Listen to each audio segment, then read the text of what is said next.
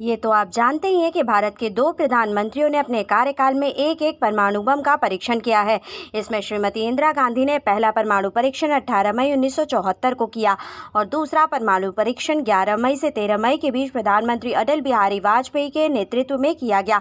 लेकिन जब एक बार परमाणु परीक्षण किया जा चुका था तो दूसरी बार करने की क्या ज़रूरत है? क्या दोनों समय के ये नेता अपनी अपनी ताकत दिखाना चाहते थे या कुछ और ही बात थी? आपको बता दें कि पहला परमाणु परीक्षण करना हमारे लिए एक शुरुआत था, लेकिन दूसरा परीक्षण करना हमारे लिए ज़रूरी था, क्योंकि शायद उस समय ये परीक्षण अगर ना किए गए होते तो भारत आज भी बहुत ही ज़्यादा पीछे पायदान पर खड़ा होता। परमाणु परीक्षण के बाद ही भारत की आज़ादी का नया सवेरा शुरू हुआ।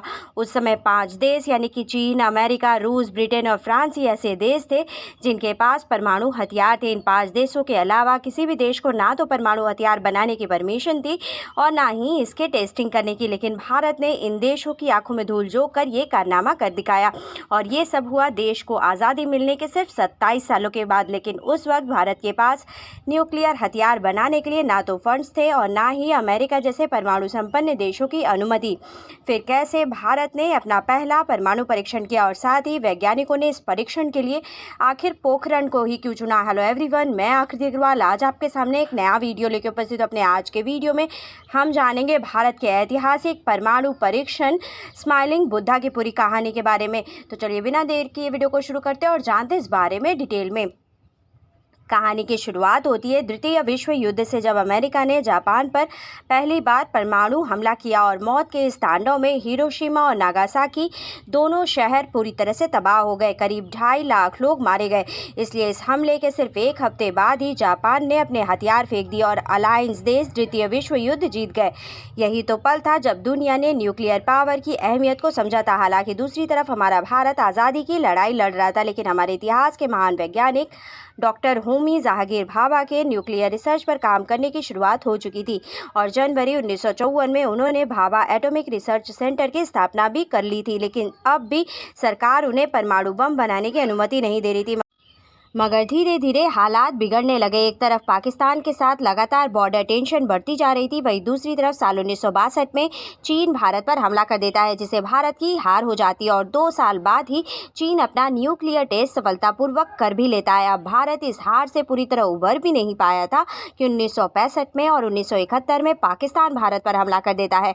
इधर भारत के कंधों पर बांग्लादेश को भी आज़ादी दिलाने की जिम्मेदारी आ चुकी थी और तो और अमेरिका बंगाल की खाड़ी, जबकि ब्रिटेन अरब सागर में भारत को घेरने के लिए अपनी जंगी जहाज भेज देते हैं ताकि भारत पाकिस्तान के सामने अपने घुटने टेक दे। यानी एक तरफ था पाकिस्तान, दूसरी तरफ चीन, ब्रिटेन और अमेरिका भी। कुल मिलाकर भारत की सुरक्षा काफ़ी कमज़ोर और खतरे में पड़ चुकी थी और इन दुश्मनों के तरफ से यदि हमला होता तो 3 तरफा युद्ध एक साथ भारत के लिए जीत पाना बहुत ही मुश्किल होता।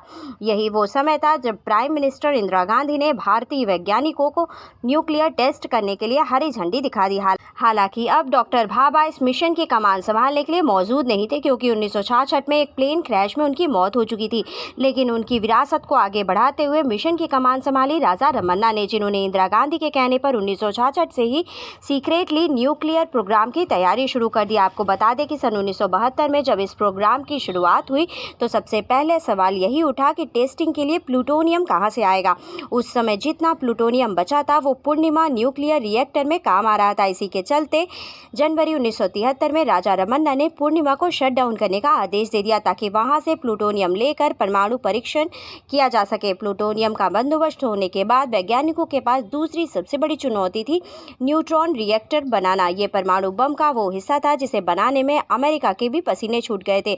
इसे हम परमाणु बम के दिल की धड़कन भी कहें तो कुछ गलत नहीं होगा, क्योंकि इसका काम प्लूटोनियम के केंद्र में न्यूट्रॉन्स की बारिश कर एक चेन रिएक्शन शुरू करना था, जिसके बिना ये बम ब्लास्ट नहीं हो सकता था। इसे ही बनाने में सबसे ज़्यादा समय लगा था और परमाणु परीक्षण से सिर्फ 2 हफ्ते पहले यानी 4 मई 1974 को इसे बनाकर तैयार किया गया था। और सब कुछ तैयार हो जाने के बाद कुछ एक्सपेरिमेंट्स हुए और प्राइम मिनिस्टर इंदिरा गांधी ने न्यूक्लियर टेस्टिंग को हरी झंडी दिखा दी और यहीं से शुरू होता है ऑपरेशन स्माइलिंग बुद्धा। लेकिन अब सवाल आता है कि इतने खतरनाक टेस्ट के लिए राजस्थान के पोखरण को ही क्यों चुना गया? तो न्यूक्लियर टेस्ट करने वाले हमारे देश के वैज्ञानिक खुद भी ये नहीं जानते थे कि इस टेस्ट के बाद कितना नुकसान हो सकता है, इसलिए उन्होंने एक ऐसी जगह की तलाश की जहां की आबादी कम हो और उनकी ये तलाश खत्म हुई पोखरण में जाकर। जोधपुर और जैसलमेर के बीच बसा पोखरण भारतीय सेना की फील्ड फायरिंग रेंज थी और यहाँ पर भारतीय सेना पहले से ही युद्ध अभ्यास किया करती थी। इसके अलावा पोखरण को चुनने की एक और वजह ये थी कि उस इलाके की मिट्टी, दरअसल जब परमाणु बम विस्फोट होता तो बहुत ही खतरनाक रेडियो एक्टिव रेडिएशन निकलती, जो न सिर्फ हवा बल्कि पानी के साथ भी फैल सकती थी। इसलिए वैज्ञानिक परमाणु परीक्षण के लिए ऐसी जमीन की तलाश कर रहे थे जहाँ की जमीन में पानी बिल्कुल भी ना हो। जूलॉजिस्ट बताते हैं कि पोखरण और आसपास के गांव की जमीन रायोलाइट चट्टान से बनी है, जो ज्वालामुखी के विस्फोट के कारण बनती है। इन चट्टानों में छेद बिल्कुल भी नहीं होता है और इसलिए पानी या फिर किसी तरीके का लिक्विड आर पार नहीं हो सकता और ये पूरी तरह से सूखी होती है। इसलिए वैज्ञानिकों ने पोखरण को ही चुना। इसके बाद परीक्षण के लिए न्यूक्लियर डिवाइस को एक एल आकार के अंडरग्राउंड सॉफ्ट में उतारना था, जिसका काम आर्मी की ही एक यूनिट को सौंपा गया था। फरवरी 1974 में खुदाई का काम शुरू हुआ और टेस्ट के कुछ दिन पहले तक चलता रहा।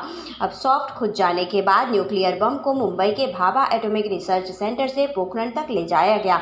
900 किलोमीटर की ये दूरी 3 दिन में सेना की देखरेख में ही पूरी हुई और आखिर में सॉफ्ट में इस डिवाइस को असेंबल कर दिया गया, जिसके बाद उस एल आकार के सॉफ्ट में न्यूक्लियर बम रखकर उसे रेत और सीमेंट से ढक दिया गया और ब्लास्ट होने वाली जगह से करीब 5 किलोमीटर की दूरी पर एक ऑब्जर्वेशन सेंटर को बनाया गया। इसके बाद 18 मई 1974 को सुबह 8:05 पर ऑब्जर्वेशन सेंटर से डेटोनेटर को दबाया गया और एक बड़ा धमाका हुआ। जमीन से गड्ढा बन गया और आसमान में धुएं का गुब्बार छा गया।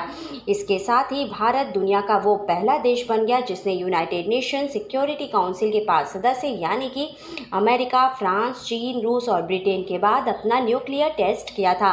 राजा रमन्ना की आंखों में खुशी के आंसू आ गए और वहां उपस्थित सभी लोग भारत माता की जय के नारे लगाने लगे। बाद में रेडियो में खबर प्रसारित की गई कि भारत न्यूक्लियर महाशक्ति अब बन चुका है। हमारी आज की वीडियो में बस इतना ही। For more such interesting video, like and subscribe my channel. Thank you. Bye bye.